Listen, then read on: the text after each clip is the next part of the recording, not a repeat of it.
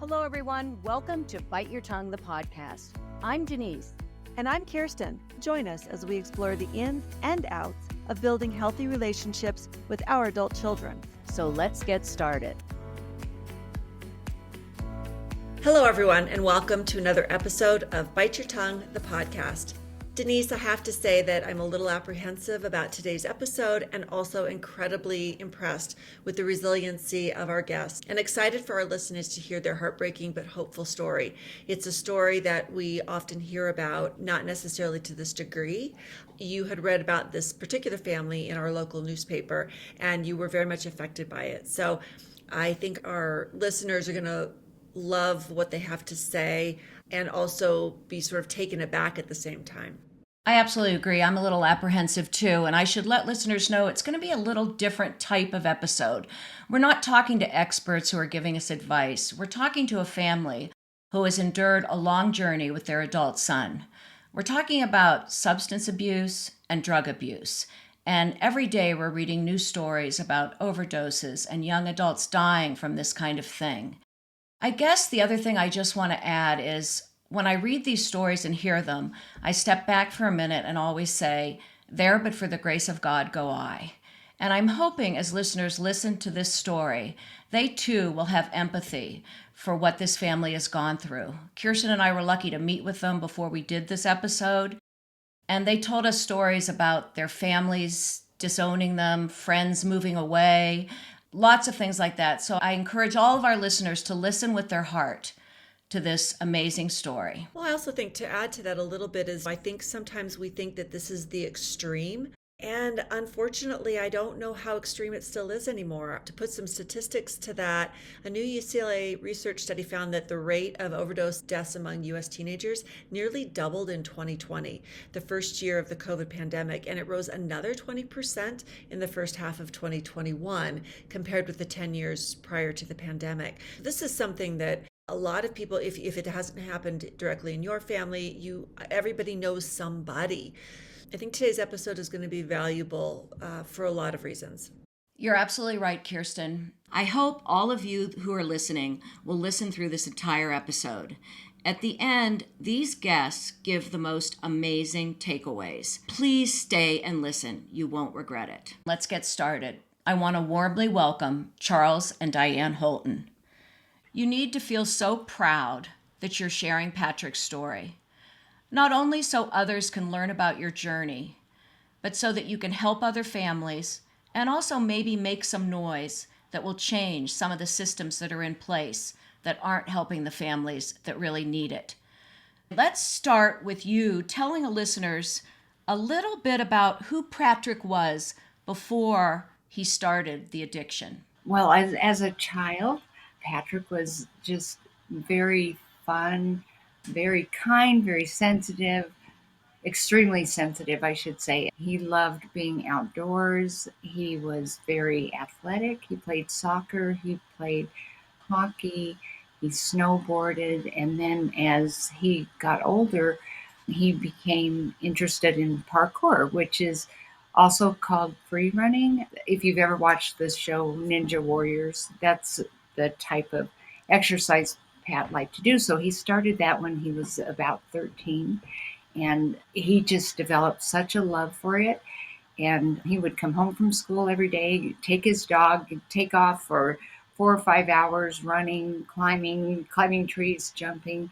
And it just became the most important thing in his life. It was everything to him. As time went on, he went through high school, had a big group of friends that did parkour with, and he did a lot of videoing and editing all the videos that they made.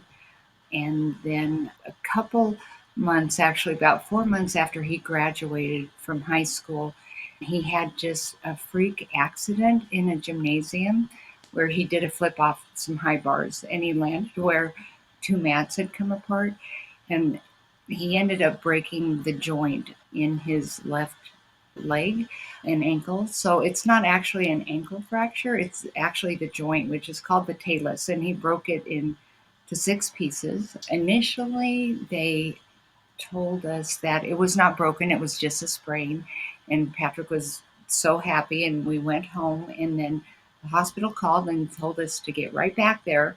We went back the next morning at 6 o'clock, and they did an MRI. And after that, we were walking to our car. Pat was on crutches, and they ran out to our car and got us and said, he needs to get back in here right now and go up to the orthopedic floor, which we did. When we got up there, we found out that he had a very, very severe break in that talus, and that he had a very high risk of losing that foot and the blood flow to the foot. He ended up having a major surgery that was several hours, I want to say 8 hours, a lot of screws placed in that ankle and in his lower leg. We had to take him back for that first year several times so they could do Doppler studies to make sure he had good blood flow to his foot, because there was a large chance that he could lose his foot. That's where our story kind of begins. During that time, he had obviously been prescribed a number of things. Do you believe that that's kind of that was the catalyst? Was the injury the catalyst? Where do you think things started to really go wrong? Actually, he was prescribed a lot of pain medication that he was supposed to, because that surgery was very, very, very painful. He ended up staying an extra day in the hospital just because his pain control was so bad. He took pain medication, and then after a while, he didn't want to take it anymore, and he had me flush it down the toilet. So I don't think those medications had anything to do with him starting. You said to us when we met that some of it was he realized after this surgery, because every time I've told this story, people say exactly what Kirsten said. Oh, he got addicted to oxycodone. And this isn't Patrick's story. What you said to me, and I want to make sure I'm right, is that when he realized he would never be able to do parkour again, he became very depressed. He was looking for something to make him feel better. And all of us have heard of oxycodone, methadone, fentanyl. But why don't you tell us what he found? Because I was shocked at what he started with. Well, and I also want to clarify before you answer that question that you're a nurse. You both are in the medical They're profession. both nurses, yeah. Right. And so you have some insight as well. You're not newbies to all of these drugs and all of the things that possibly you're seeing. And I think it's important for our listeners to understand that. Yeah, absolutely. Well, and he went through a period where we tried sports medicine, doctors, with massage therapy, acupuncture, specialized pain clinics that didn't use narcotics and that, because he really didn't want to take those, because he was like this ultra athlete who, none of his friends, this young group of guys and girls, they didn't take drugs. They were highly trained athletes. I think as time went on and he realized that, it wasn't going to really get better where he could participate or at a certain level, he needed to do something else. I think that's where he started doing searches on the internet and ends up experimenting with dextromethorphan, Robitussin. People always say, wow, I never heard of that. It's not a new problem. It's been around for a long time. Back in the 60s and 70s, football teams would do a Robo-Tripping party and that, but we don't talk about it. We don't know about it. In Robitussin, dextromethorphan, it's actually classified as a dissociative drug. What kid who had their life crushed wouldn't want to disassociate from that, because he was not getting any relief any other way through all the other therapies. It has psychoactive effects, dissociative effects, and it has like different levels of effects with the dose increasing in that, from euphoria to extreme euphoria, things like that, where they feel like they're floating in space and that, or in the air, or crawling through a wormhole, things like that. It can be very hallucinogenic. It's a dissociative, which I think that's what Patrick liked, because it just took everything away for him. Any young person can walk into Walgreens and buy this. Yes, Is that right? yes. So they walk into Walgreens, they take the bottle, they stuff it in their shirt, they go to the bathroom inside of Walgreens, and they chug it, and then they're set. I would like to expand just a little bit more on the Robitussin. So prior to us discovering that Patrick was using Robitussin, we noticed that he quit eating and he became very isolated from our family. He wouldn't come to dinner and have dinner with us. He quit talking with us, and he always had sunglasses on.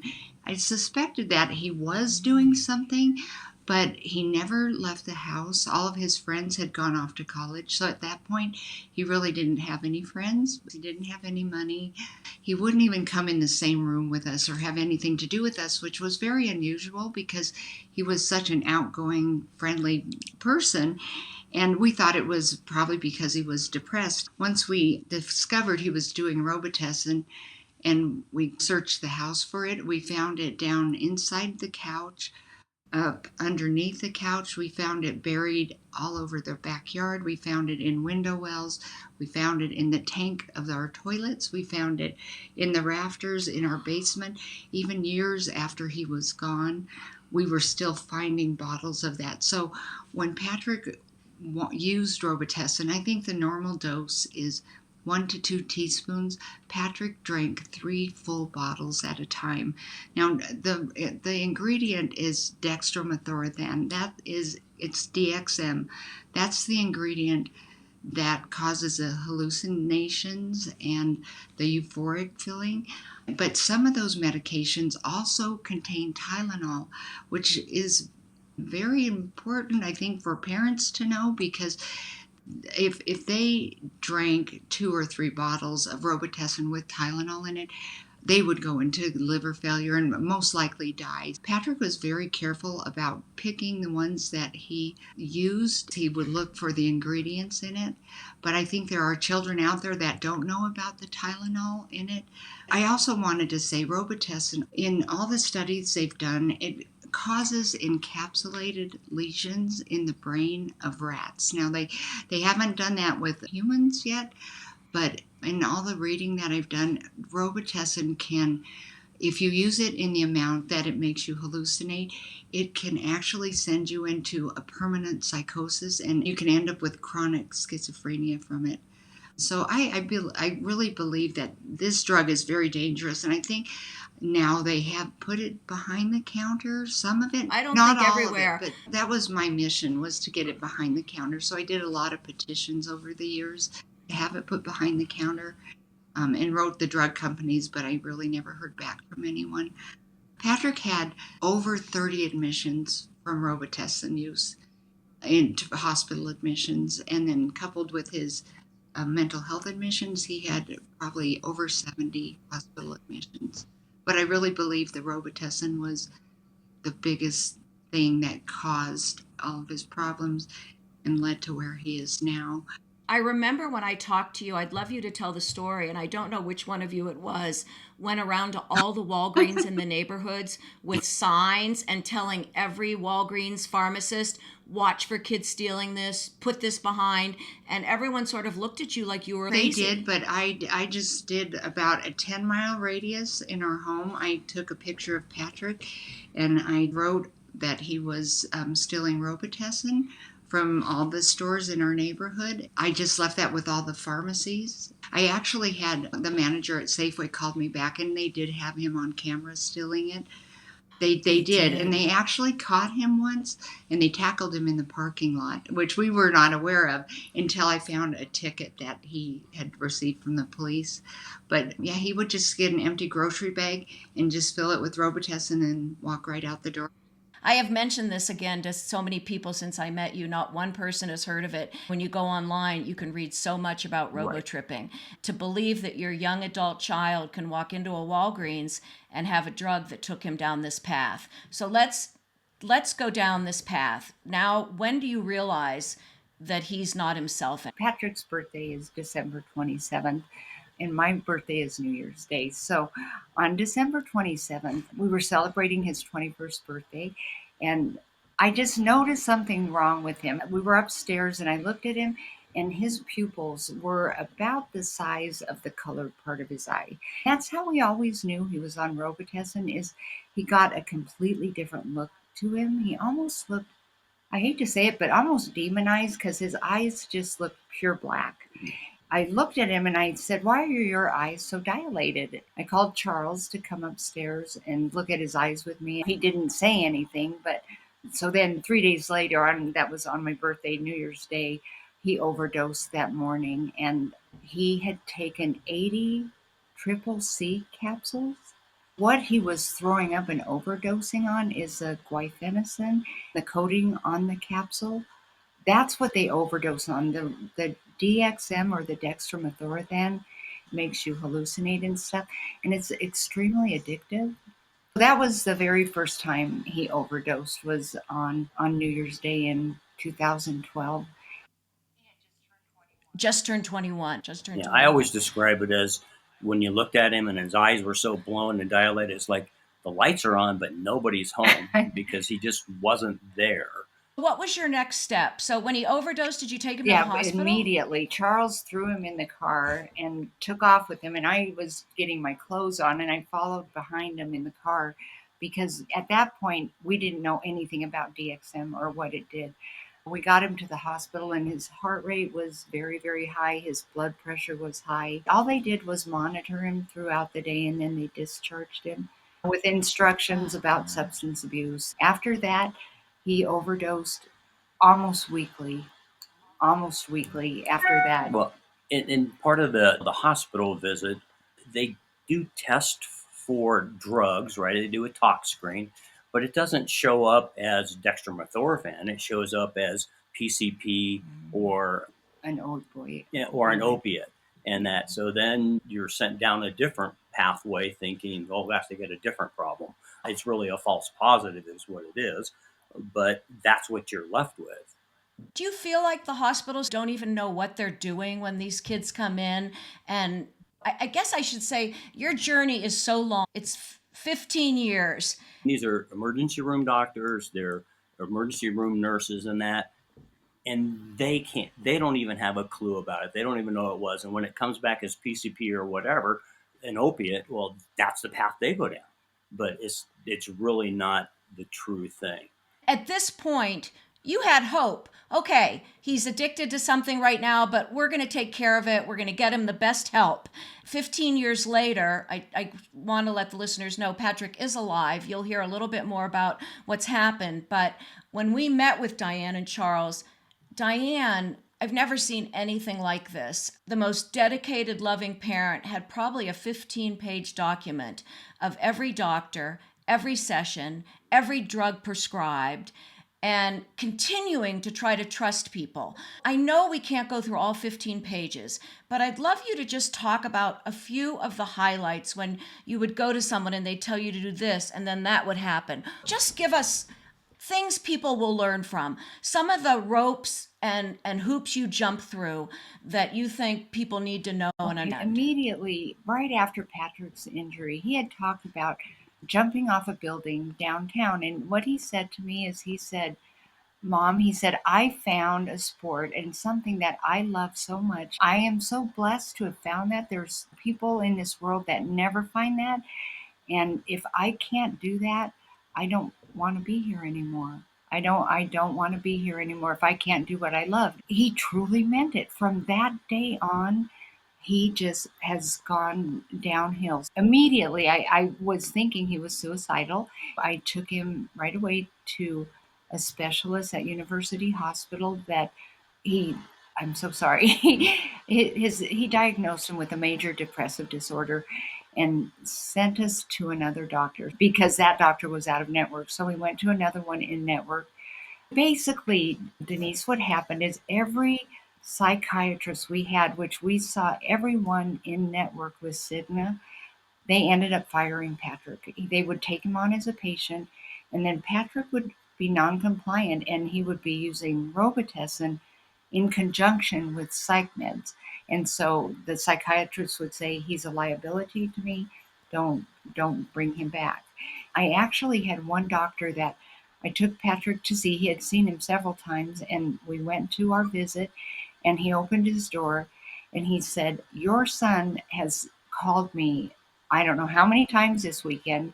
And I was at work all weekend because I did 12-hour shifts, and Charles, I think, was at work, but we didn't know Patrick had called him, but he'd been calling him. So when I took him to his appointment, he actually threw the prescription in my face and he said, "Do not ever bring your son back here. He has called my office over and over this weekend, And I said, can you refer me to somebody else? And he said, your son is going to die. And he slammed the door in my face. That's one instant. And then in one of the brain injury homes, he had been there for a year, and he had a very serious injury to his leg again, a second time in the brain injury home. He ended up using Robitussin and alcohol in that brain injury home. The owner of that home called me and said that they were kicking him out. She said, we're going to take him to a shelter over off of Colfax, which they did. But she said, my advice to you is let him go and let nature take its course. And that's coming from a health professional. Let nature take its course. So they dropped him off or over on Colfax at 8:30 at night. No shelters are open. They did not put a referral in for him or anything. So here he is, brain injury, mental illness, down on Colfax at 8:30, no place to go. And then those are just a couple of examples. What were you feeling at this point? I mean, you were feeling shut out by the people that were supposed to help you the most, right? Yes. Frustration. Isolation. Very isolated. Very frightened that we were going to lose Patrick. He went to outpatient programs. He went to inpatient programs. He was in every psych hospital in the Denver area, all the way down to Colorado Springs, where they'd keep him for 30 days. When that 30-day mark hit, they would discharge him. So one time they never even called us, and we were his guardians. They put him on a bus. He ended up somewhere up in Boulder, had everything stolen. It's just one thing after another. Without telling us. That's the other thing I really want you to talk about, because when I hear these situations and I'm talking to friends who say, well, get guardianship, then at least they can't just dismiss them or they have to call you. You're in charge of their medical world. Tell us about hiring the lawyer, getting guardianship, and how that worked. Yeah. It's almost a joke. We went through that with Arapahoe County. We had the piece of paper. It's a one-sheet piece of paper, a couple of paragraphs on it. It explains our rights, what we can do for Patrick and what we can't do for Patrick. We can't admit him to the hospital, but we can take him there, and that it's very limited because of the lack of knowledge of administrators, of hospital staff. We had a nursing supervisor. They had discharged our son to, well, it ended up to be a detox center. And we said, we need to know where he's at so we can contact him and be advocates for him. And she says, I'm not reading that paper. I don't care about that paper. It means absolutely nothing. And it's like, oh my God. She actually threw that paper back at me. She honestly did, because we got guardianship pretty much immediately when all of this started. And actually, the guardianship came out of a lawsuit that Patrick was in a mental health facility here in the Denver area. And it ended up being a class action lawsuit. There were 30 kids in the lawsuit that had all been abused in this place. A lawsuit came out of that. So each child was awarded a small chunk of money, not very much, because there were so many families in the lawsuit. Our lawyer said, you need to become Patrick's guardian and conservator. We became his guardians. And we had the most amazing lawyer. He's still our lawyer. I'm not sure if he would want me to say his name, but if I just could plug him, I don't think I would be here without him. I could call him day or night. Without that law firm, him and his secretary, they were amazing. They got us through a lot of really bad times. They're almost like family to us now. If you find out if you can mention him, we're happy to put it in the episode notes and do a plug for him. I will do that. So after the guardianship problems, a lot of people don't acknowledge it. You say, we're his legal guardians, and they say, he's a 25-year-old man. He does not need a guardian. Even the police would not even look at the form I had. So I got to the point where my lawyer said, Diane, if that happens, here's my cell number. Call me immediately. I will talk to them and tell them what that paperwork means, because it's actually like Patrick is a 5-year-old. That's basically what those papers say. Right. And that we are allowed to have any information. He'd be there in a hospital. We'd go back to see him, and he was gone. And then they wouldn't tell us where they sent him. We'd bring out our papers. And that's the one time the house supervisor threw my papers right in my face. That's just one of the stories. In California, that's when he injured himself and got a head injury. We'd fax the papers to him and they wouldn't tell us anything. Here's my son in an ICU With a brain injury. With a brain injury, sodium depleted, all that, and nobody will tell us if he's alive, dead, or where he's going. It's like, okay, I have the documentation, but you just have to find a different way. Diane, at that point, you then called the social worker at the hospital, I right? did call the social worker when he was out in California. I waited days and days and days for her to call me back, and she called me back at work, and I told her who I was and where my son was. All she said to me was, "Once a mother, always a mother," and then she hung up on me. And that was after waiting days and days to find out what was going on with him. I just, you know what, and I was at work, I just sat in a chair and I started to cry. And I think all my friends thought Patrick had died. But I was so upset because I thought, this woman just hung up on me. I had been waiting a week to hear from somebody, and then she hung up on me. I am blown away with the many, many failures of this system from beginning to end, the hospitals, the mental health facilities, the court system, and every other possible resource. And then you've got this added piece of the competency restoration treatment system. Can you explain a little bit of that to our listeners? Because that was something I actually did not know anything about. But the article talks a lot about the delays and the challenges of actually providing a timely inpatient competency restoration treatment. How did those delays and failures affect his well-being?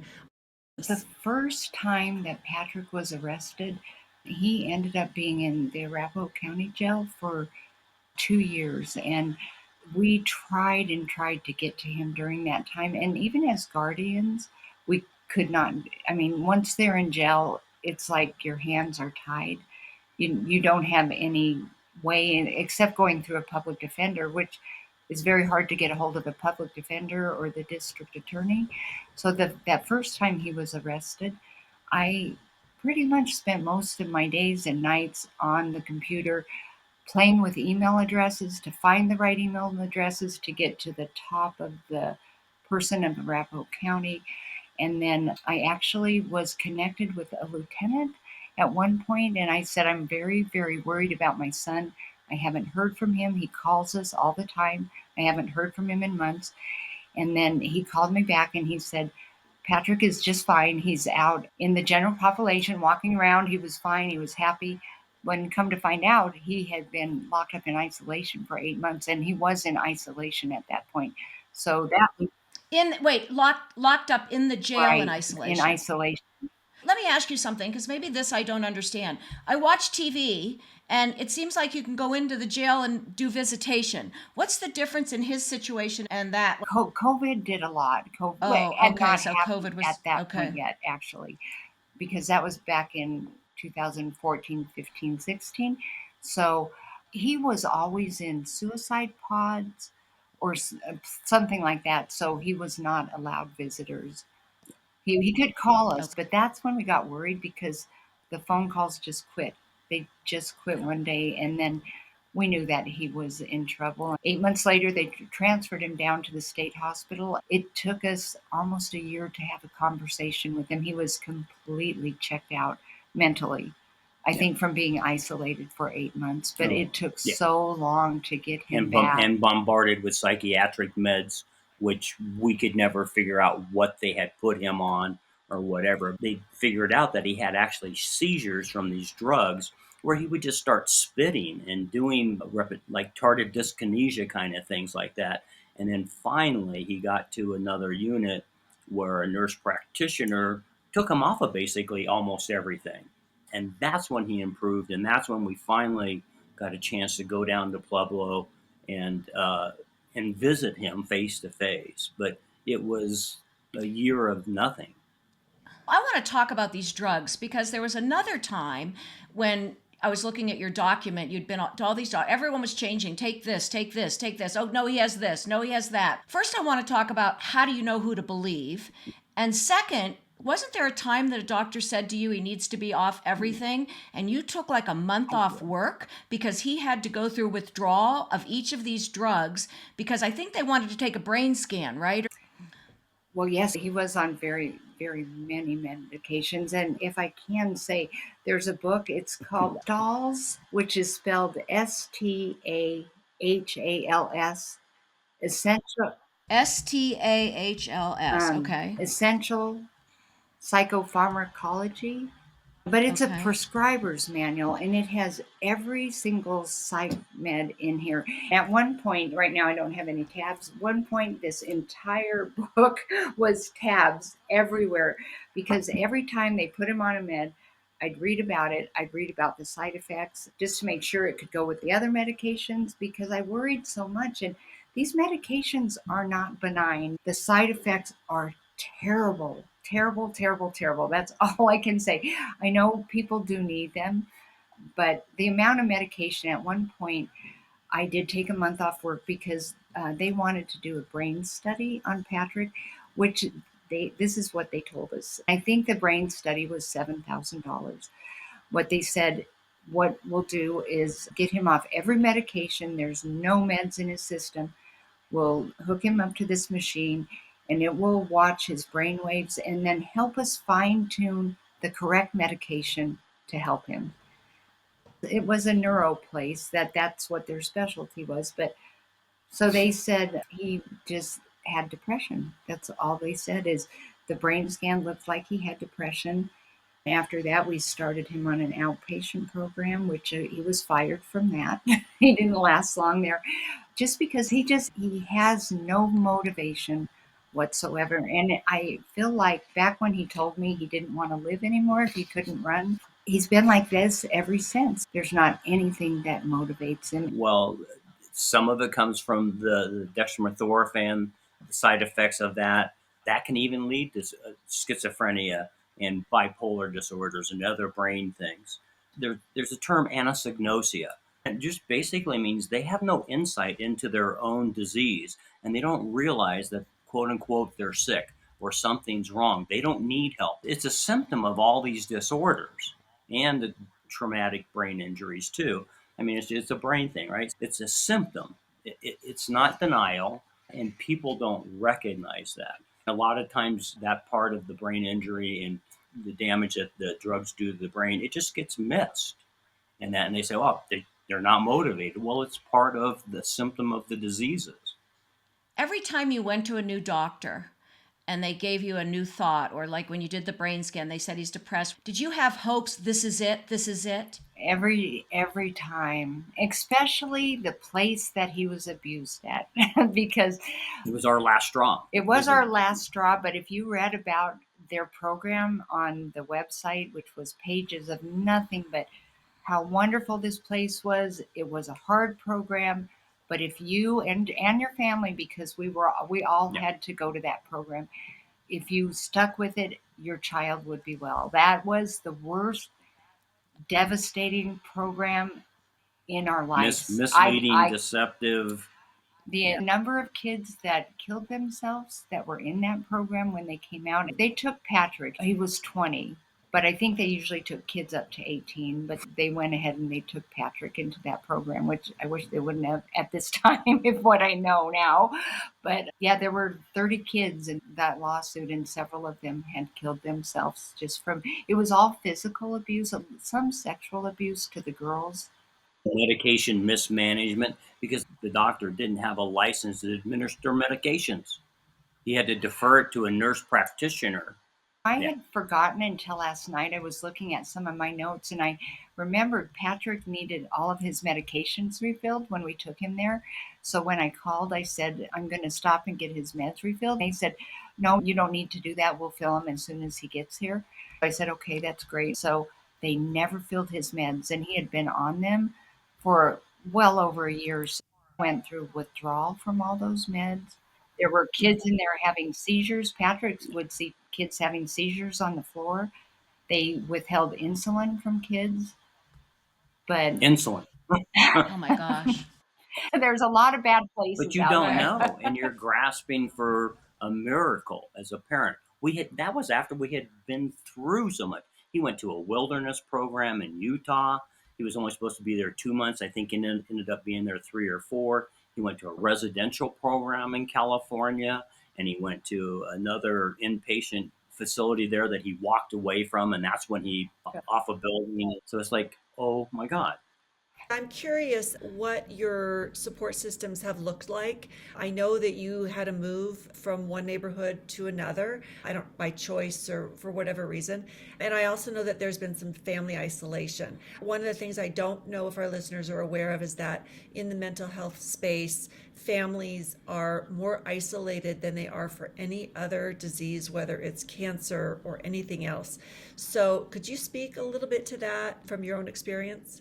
From my perspective, it was the most lonely, isolating time of our life because, we had this, I thought we had this perfect family that imploded before our eyes.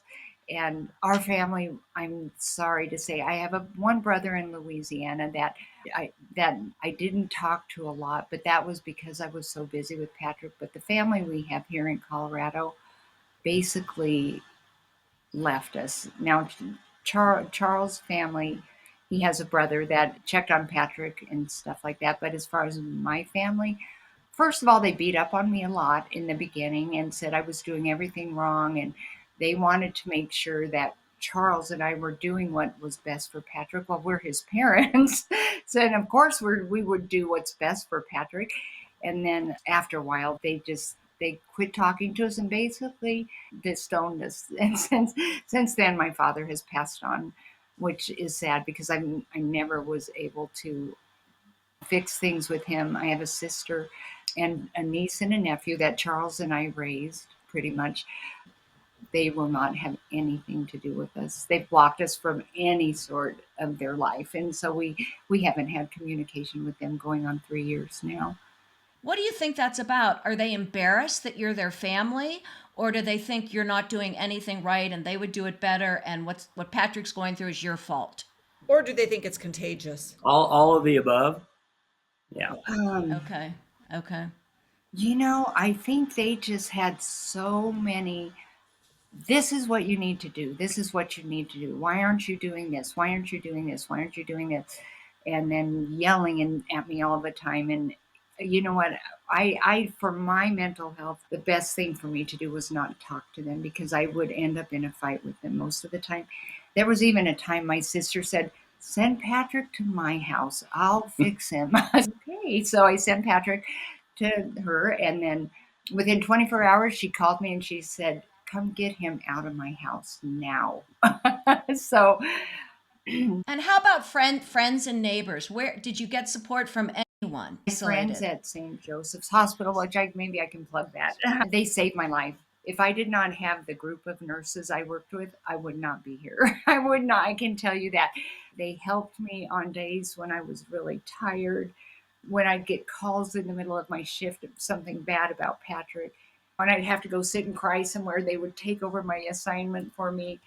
But they were always there. There was not a time that I could not have reached out to any one of them. My friends at my work, I credit them with me still being sane, halfway sane, and here. Yeah.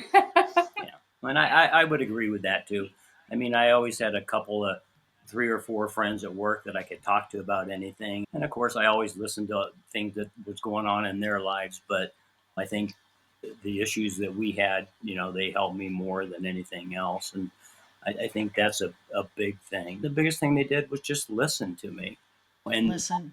And not and not criticize. criticize and say, "Did you do this? Did you do that?" Even when family would say that, "Did you do this, do that?" It's stuff we had tried not maybe once or twice, 3 or 4 times, and they knew that. But there's not an algorithm. There's not a step by step playbook with this. You're dealing with a human mind, and addiction and brain injuries and diagnosis.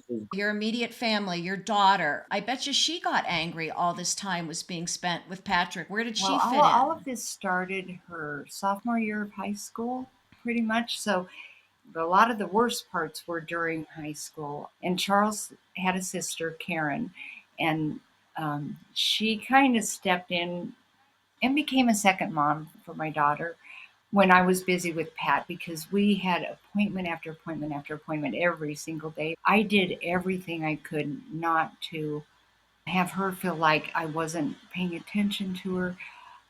There were times when she'd tell me a whole big story and it would go right over the top of my head because I was so inundated with Pat. But I tried so hard to be there for her. Where I dropped off, Charles's sister picked up, and she was just like a second mom. And she passed away. She passed away about 4 years ago. But Oh, I'm she so was an sorry. amazing support for us, amazing support. And our daughter's doing great. She got married last May. Didn't she have a baby or is Not going to yet. have a Not yet. We're baby? What? waiting. Oh, not yet. Oh, We're you're waiting. waiting. Well, I can't wait. You better We let us will. know when that little We one will. comes. Then when that But little her one and comes. Patrick were like joined at the hip growing up. They were always together. He worried about her all the time. He worried so much about Emily. And then she has not talked to him in 10 years, maybe longer, 11, 12 years. She doesn't want anything to do with him. She went through a lot of trauma. She had a deadbolt on her bedroom door. We slept with bells on our doors so we could hear Patrick coming at night. So it was very, very, very hard on her, but she's done well. She went off to college and has a wonderful group God of bless friends her. and she's the sunshine in our life that keeps us going. Can you tell us what is Patrick's status at the So he was yeah. transferred from Arapahoe County on February 7th to the state hospital in Pueblo. And I Okay. Okay. believe a lot of the reason they transferred him was that article we wrote. For the Denver Yeah, the Post. court, everybody in the court knew about it when we went to his last hearing. One of the liaisons there said it might help even just get him out of here. And sure enough, he was moved within that next month. He was moved to the state hospital, but he will not talk to us. He won't come to the phone. He He won't. does not want visitors. So that's a little difficult for me right now because I was anxious to get him out of the jail so I could go see him and talk to him, but he does not want anything to do with us right now, which is unusual. So we're trying to figure out why. But he's been there for 2 months. We've not talked to a doctor. We've not talked to a therapist. We've called and we get a social worker that's filling in for his social worker. So we still have no information from there. How old is Patrick now? 3. Oh, He's he's 33. 33. Okay. How did he end up in jail? Can you let people know what that journey was to jail? Because people are going to say, well, what jail for? The last one. Yeah, Well, and unfortunately, I found this out after he was transferred to Pueblo.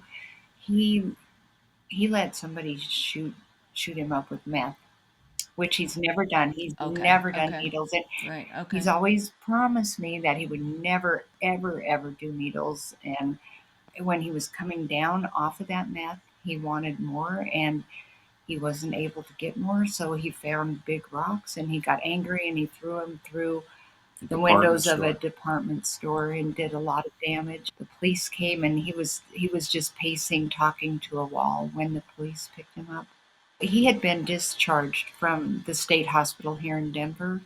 Oh, that's right. They just dropped him Yeah, off, right? yes, he was not ready to be No, discharged. no discharge plan, They dropped no the resources. most important thing is they dropped all of his diagnoses, his brain injury, the bipolar, schizophrenia, Schizophrenia, depression, and personality disorder. they dropped all of that and just left substance abuse disorder in there. So they were able to drop him off. And as guardians, Charles and I should have been the ones to sign his discharge paperwork. They let him sign it. They dropped him off over on Colfax again before we even knew that he was there. 6 weeks later, he's back in jail, and we're going back through the company system all over again. Yeah, he got beat up on the street, I crushed remember. his skull, Yeah. his sinuses, all kinds of things, because he wasn't a danger to himself or others. But within weeks, gotten in more 2 or 3 fights. They let him out because they said he wasn't a danger to himself or Exactly. others, and then When boom. Go ahead. when actually like the week before, they had called us and said, no, Patrick can't have visitors or phone calls and that because he destroyed our TV room where there's chairs and stuff like that. He broke the chairs apart, threatened staff and that. And then a week later, on a Friday, I get a call. We're dropping him off. We're discharging him on Monday to a place that they had never even contacted, the Comitis Crisis Center. and that they'd never contacted. They just dropped him off, and they were supposed to call me Monday morning so I could meet him there. Did they call? No. Patrick called hours later after he had already thrown away all his paperwork, everything else. It was just a disaster. No ID, no ID, No medication, no no follow-up medication, appointments. Zippo. We're sitting here now 15 years later. What are your hopes for Patrick? Well, Charles and I both are just praying for a miracle. We're not giving up hope. We'll never give up hope. We'll never walk away from him. We've been told by so many people, move, change your address. Abandon him. I can't tell you how many people have said that to me. If that were my son, I would kick him out. I would never let him in my house. I would have nothing to do with him. But he's very sick. He definitely has a brain injury, mental illness. He needs help. He needs help. He doesn't need to be thrown out on the street because he needs care. So our hopes are that they can hopefully find a long-term program that is locked until they can get him help somehow. And whether Patrick is helpful or not, it's hard to say. That's what's so Right. hard. All that, you wonder, is he? And if he's not, and if he ends up institutionalized, which I hope doesn't happen, we will still be there for him. We'll visit him. But the hardest part is one day Charles and I will be gone. I mean, we're getting up there. We're not young anymore. And we're all he has. He has no friends. He has no family that talks to him. That's the scary part for us right now. We're really hoping for a miracle and praying. We pray for him every day, and we have people at our church praying for him. And that's about all we can do because we can't do anything else. We've done everything. So What an enduring love. I hate to ask this question a little bit, but is there anything that you would do differently when you look back on it, or advice you can give to any other families who might be going through something similar? Because we know they're out there. I would say definitely if you are going to, check out your psychiatrist before you go, get referrals from other people that have been to them, make sure they know what they're doing. I don't know that we would have done much differently, but we tried everything we could think of. And we took suggestions from people and that, oh, well, maybe we will call this doctor. And that's how we got referrals to different doctors and stuff like that. But you just have to keep active on it. And you're going to hit high points and low points where you're immobilized and you don't know what to do. Hopefully being patient helps a lot. But I think the most consistent thing that we did, and I would not change, is we've kept at it. We've stayed on track with doing whatever we could. Sometimes we're at a loss, and you just have to wait until something comes into your brain or you read something. We tapped into a lot of resources like NAMI. NAMI has a great program because you are so isolated. So we did a family-to-family one there, and you learn so much about you're not alone. And I told this one guy, he was telling the story of his son, and I'm like, oh my gosh, we have the same son. He was on the street, he was doing drugs, he had a mental health diagnosis and stuff like that. But I don't think deep down we would ever give up. In that. Al-Anon is also very good. Charles and I Great tool. Went to Al-Anon. We got wonderful tool because we weren't sure if we should be going to NAMI for mental health or Al-Anon for substance abuse. So we did them both. But NAMI is amazing. Their programs are amazing. Their support's amazing. And Al-Anon, if you have a child with substance abuse, Al-Anon is a lifesaver. Yeah, it's a life. They give you tools like acceptance. You have to learn to. Some things you just have to accept, and you have to have some boundaries in that, and it's very hard. But so they give you tools like that. Can you tell our listeners what NAMI is? It's the National Alliance of Mental Illness. It's nationwide throughout the country. I'll put links to it in all our episode notes. They have so many great resources for families. Could I touch on one more thing real quick? Absolutely. But you were asking about how Charles and I have done.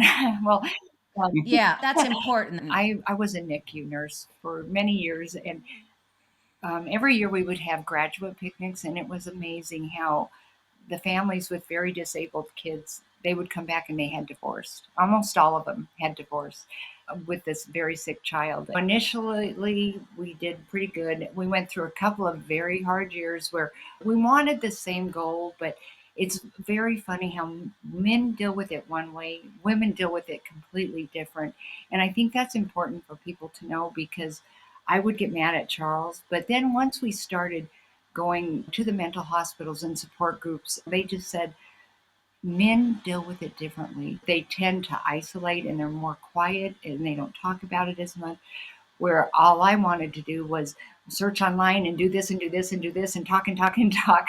And I would get mad at Charles. But after a while, I learned that that was just his way of coping with it.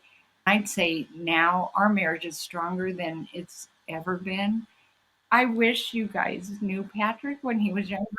I wish we He did I had do too. a too. zest for life like no one you ever would know. And I think that Patrick is gone, but you know what? I'll take him any way I can get him. Do you find joy in life now? Are you able to find joy now? Um, yeah. And I have harder times. I don't know why I feel like sometimes it's harder for a mom. I don't know why. I know It it's Yeah, just equally is. hard on Charles, but he doesn't voice it as much as I do. But we find joy together. We do a lot together. the enduring love that you two show is amazing. I want to say one more thing, and it's backtracking. When you said, Charles, someone got up and told the story of his son, and you said, "That's my son." People listening today are going to think Patrick's story is an anomaly. There aren't hundreds of Patricks out there. But that's why this story is so important to share. You are not No. alone. And you learn that. This is shocking that we are so isolated from what's going on with so many people, because Patrick is a special needs child just like any. When you said when you get guardianship and he's like a 5-year-old, if he was Down syndrome or displayed symptoms of cerebral palsy or other kinds of things, no one would put him out in the street. And I think an important thing for listeners to know too is that the diagnosis is not important, because you can never really for sure say they have schizophrenia or they have bipolar, because you can't diagnose it with a blood test or something like that. But the most important thing that one of my friends that has 3 kids that have bipolar disorder, she said, is finding a medication to make them feel well or feel better. The diagnosis doesn't matter. I remember when she said to me initially, when Patrick was first diagnosed, she said, cancer would be a better diagnosis. And I thought, well, that's a horrible thing to say. But now looking back over all these years, cancer would have been a much better diagnosis. I know now. I know what she meant. Because At the time, it's more I thought understood. it was a very mean thing to say, but this doesn't go. It doesn't go away. Right. So we usually close asking our guests to leave our listeners with 2 pieces of information that you hope they take away from today's discussion. Can you share those with us? Okay. Of course, I wrote down more than 2 or 3, right? Well, one of the things, and I don't know where I heard this, it's a quote, I'm sure, but where there's life, there's hope. He's still alive. And I think our biggest success over all this time is he's still with us. He's still there. There's still a chance for him. And we pray for that every day. Our spirituality helps us so much there. I have to defer to God's wisdom in that. Another thing is, well, and Diana Nyad, the swimmer, said this: never give up. Never. Never, never. Never ever. So I think that's central to what we hope. And then, and the things that happened when he was younger, hold those things dear. Reflect often on the good times and that, because that'll get you through it. Because we know who he was before all this happened. And you know what? There's still a lot of that there. He's still there in some way or shape or form. And we just hope that someday he'll have the balance and the stability to be a productive member of society, to be part of our family. And another thing I think about when you're talking to people and people, give you the cold shoulder and they think things about you. I said, it's none of my business what other people think of me. I have to just forgo that. If you think that I'm doing the wrong thing as a parent, I should have done this or that, that's your opinion and that. But I know in my heart and that we have tried to do everything we can to help our son.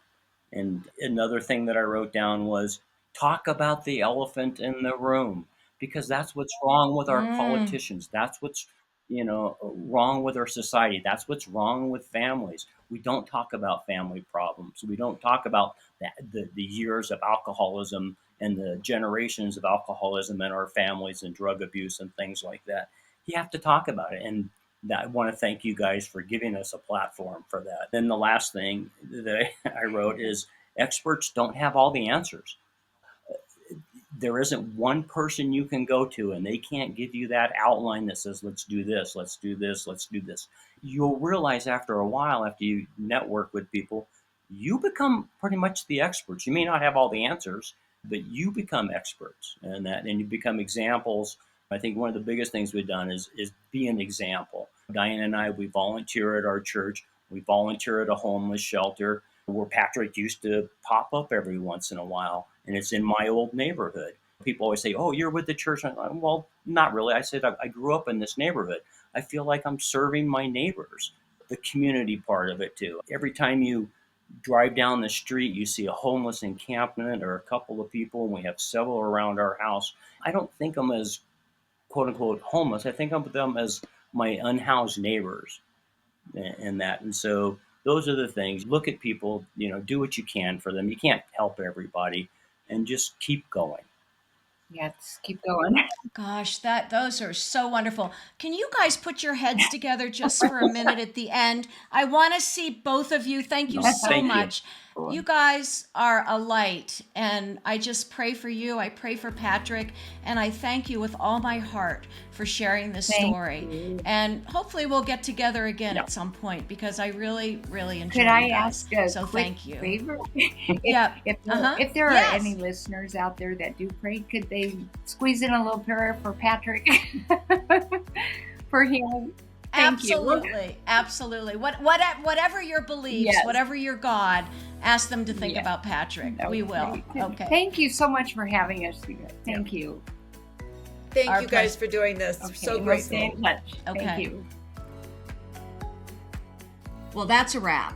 I know it wasn't advice from experts, but I would say they were about the best experts we could have. It's hard to believe that this is an epidemic and people can walk into Walgreens and buy this drug. I just can't thank them enough for sharing this story.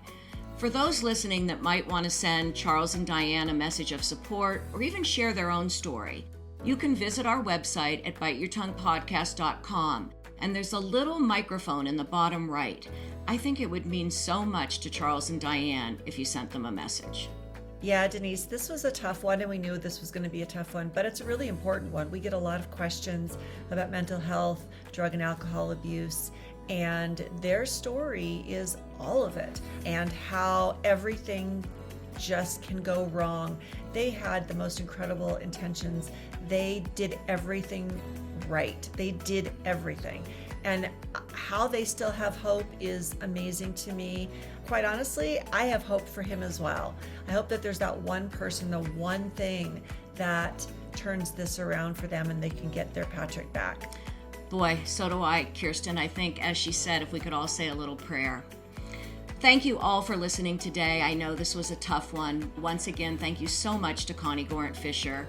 And also, I guess, Kirsten, we have to mention, we'd love you to join our subscribership, biteyourtonguepodcast.com, support us, become a sustaining member. It's just $60, $5 a month, and if you pay in advance, it's only $50. And if you can't do that, just buy us a cup of coffee, biteyourtonguepodcast.com. I hope you'll become part of our squad. Anyway, Kirsten, we're on our way, but remember, Sometimes you just have to bite your tongue.